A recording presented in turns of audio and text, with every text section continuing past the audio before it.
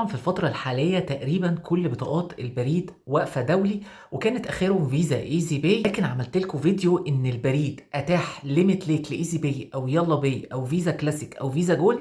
ما يعادل 150 جنيه يوميًا أو شهريًا تقدر تربط عليهم الPayPal، يعني عشان معاملة الPayPal بتخصم دولار في الربط ويورو ونص في التأكيد، وبالتالي كده ال150 جنيه هيكفوك بعد عمولة البريد اللي هي 10% زائد 10 جنيه. لكن في ناس كتير جدًا الفيديو اللي فات ما فهمتش يعني إيه limit شهري ويومي 150 جنيه، ناس قالت لي إنه كده معناه إن 150 جنيه اضربها في 30 لأ مش حقيقة، 150 جنيه يوميًا وشهريًا معناه إن أنت لو خلّصت ال150 جنيه في يوم أدي كده الlimit الشهري بتاعك خلص اللي هو 150 جنيه، خلصتهم في أسبوع نفس الموضوع، لكن ده مش معناه إن ال150 جنيه لو اليوم عدّى بيتجددوا 150 جنيه تاني، لأ 150 تخلّصهم في يوم أو تخلّصهم في شهر أو تخلّصهم في أسبوع. النقطة دي مهمة جدًا للناس عشان ناس كتير ما كانتش فاهماها واختلط عليها الأمر. تاني حاجة إن أنا سألت البريد إن ال150 جنيه دي هتنفعك في حاجة تانية غير الPayPal،